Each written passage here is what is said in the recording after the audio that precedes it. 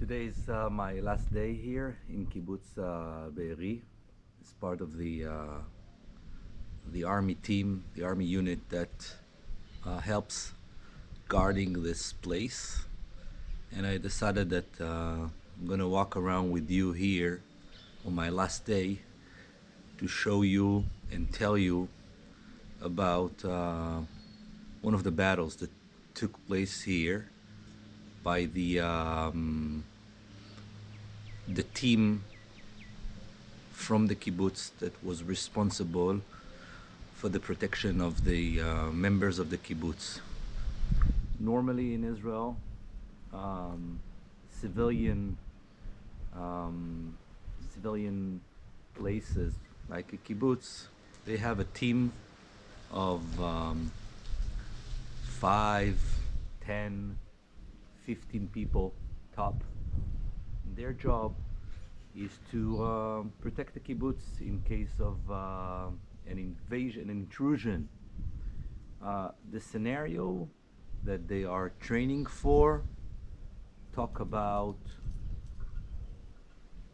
5 terrorists, 3 terrorists, not more than that. This is what they're prepared for. And on October 7, hundreds of terrorists invaded Kibbutz Be'eri. Three members of this team were killed, in addition to the head of security of the kibbutz that died on the first 10 minutes. He was the first one that was shot at the gate of the kibbutz, and then other 3 members were killed here trying to fight the terrorists, trying to push back hundreds of terrorists. Obviously it was impossible. At certain point, when people from this team got hit, obviously they were evacuated to the clinic. It was actually a dental clinic that was operating as a clinic at that moment. I mean, the doctors of the doctor of the community went there. The paramedic of the community went there, and they whenever someone got hit, they evacuated them, the injured people. They evacuated them to the dental clinic, and they tried to protect that place and to try to treat the injured people. I'm gonna walk with you to the place where it was. There was fighting all over the kibbutz, and my goal on this video is to take you to show you the clinic. So on the way to the clinic, I'm gonna walk around here at the place where used to be a kindergarten.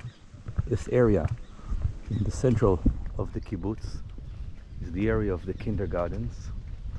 Obviously on Shabbat it was not operating, and there were like 40 terrorists that found a rescue. I mean, they were hiding here in a big building that was here, and from this building they started shooting at any force from the kibbutz or soldiers that tried to come and rescue. They were shooting at them all over. You can see bullet marks all over. So there was a big building here that at the end of the battle was actually blown away by an Israeli tank. They were shooting all over. This is a place where civilians live all around, and we are in a civilian place.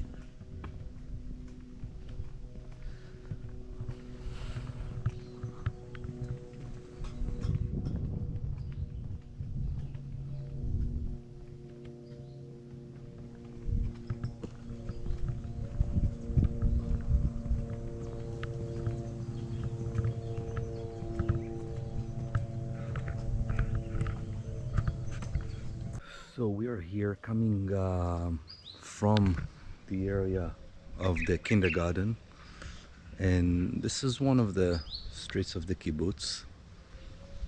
You can still see the marks of the cars that were parked here and were on fire and completely burnt.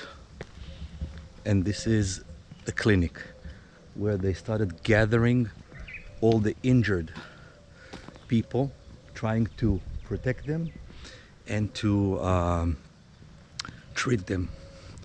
Two members from the protection unit of the kibbutz were actually lying just down here behind me at the entrance to the clinic, and they were lying here trying to kill any terrorist that passed by. Unfortunately, those two members were killed here, Eitan Hadad and Shachar Zemach. And this is the clinic. This is where Amit Mann and the doctor and other members of the protection unit of the kibbutz were trying to look for a place to hide. It's obviously all destroyed. There were some offices here.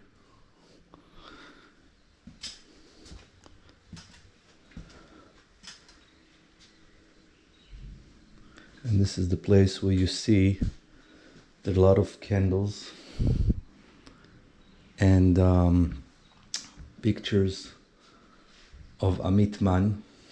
Amit Mann was a paramedic that during the attack sent a lot of messages to her parents and recording, and even a last phone call just seconds before she was killed by the terrorist. And all of us, we were exposed to the recording, to the text messages that reached the media. And I remember myself hoping at the end of the events to hear that she survived, but she didn't. She waited 6 hours, and eventually she was killed right here in this room, trying to save other lives, trying to treat the injured people. She was killed. You can see they threw like 8 grenades here, and they shot her. Another member of the protecting team was Yair Avital, that got injured from one of the grenades and a bullet in his leg, and he squeezed himself into this tiny room, kitchen. He tried to get out of the window, but there were 4 terrorists aiming at him over there. So he kneeled down and he squeezed himself to this small, tiny place behind the sink. He got shot. There was another member of the protecting team that was killed him. Probably his body, the body of his team member, protected Yair from a more severe injury, and he survived. He managed somehow to survive, was injured, but he survived by hiding in this small space behind the sink. You can see the severe damage all over, the bullet holes and the damage. And the marks of the grenade.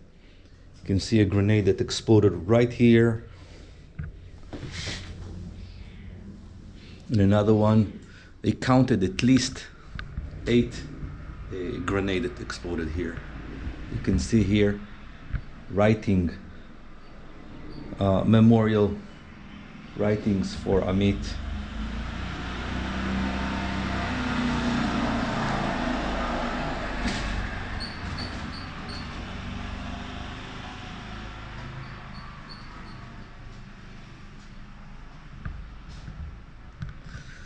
very, very sad story of a few very brave people that